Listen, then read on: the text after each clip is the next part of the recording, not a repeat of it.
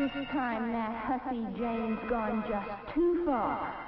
Call me an eyesore, will she? And me a treasured heirloom, a present from her husband's own mother. Well, she'll live to regret it. Time takes care of so many things, especially when you're a specialist in time like I am. But Jane will never suspect. She just won't understand why she's having so much trouble. Because it's all going to be completely accidental.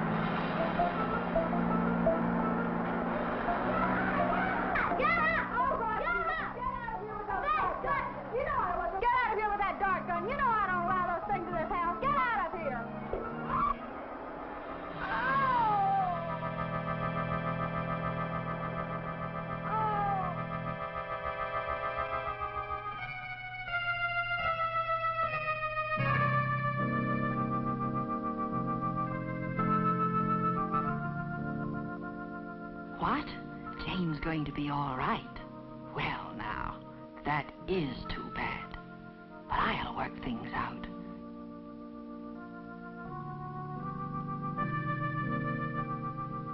These stupid humans. They think things are responsible for accidents. Material things. Like that electric cord that caught Jane's foot. Sometimes they lay their troubles to junk piled on the stairs. Sometimes it's an iron on a shelf. Other times, ice on the sidewalk. Unlabeled bottles in the medicine chest. A bed rung in a ladder. Soup on the stove. Really, of course, any clock knows it's people who bring on accidents. The kind of people who don't know how to handle their emotions. That awful Martha. But I fixed her. Once I found that feelings were the key. It was so easy. Same with Ed Caldwell. He didn't like anyone calling him a grease monkey. And he certainly didn't know how to handle his feelings.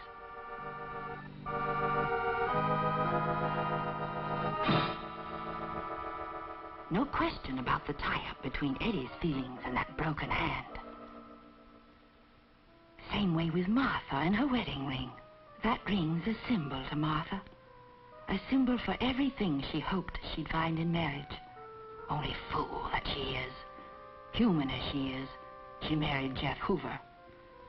And Jeff's first love was always the bottle. So Martha waits at home and twists her ring. That's the way it is with these crazy humans. Tension keeps boiling up in them like the soup in Martha's saucepan. It's always been right there, primed and waiting for the moment when they bump up against a dangerous situation. And when they do, well, chalk up another accident. Why? Why, because emotions distract, of course.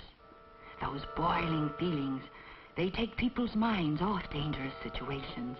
And when that happens, It's just a matter of time until disaster strikes. Like with Martha.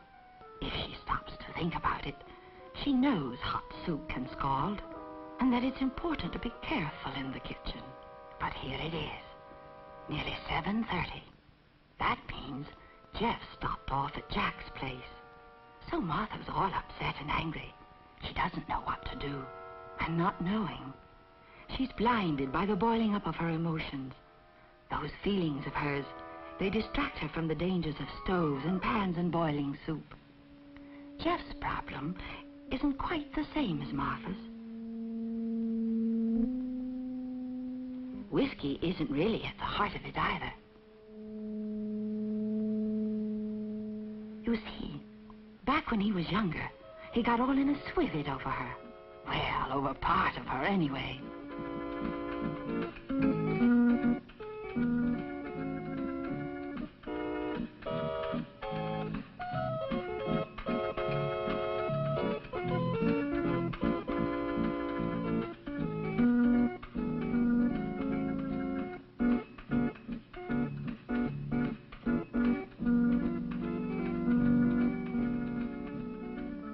So they were married. Only then, Jeff found out there was just one thing wrong with Martha. She didn't have anything in that pretty head of hers but buckwheat batter.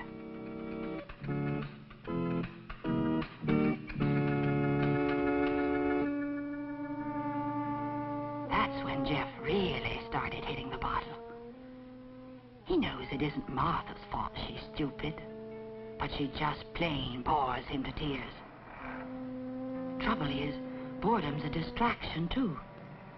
If you're living in a dream world, you can't pay attention to reality. And that gives accidents a chance to happen.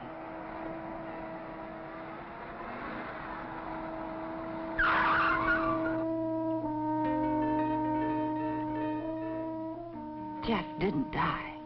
But if he had, the preacher likely would have called it a tragic accident, even though the certificate should have read, died of boredom. Not all distractions are inside people, of course. Lots of them come from outside. If it hadn't been for the phone ringing, nothing might ever have happened to that Ainsley woman.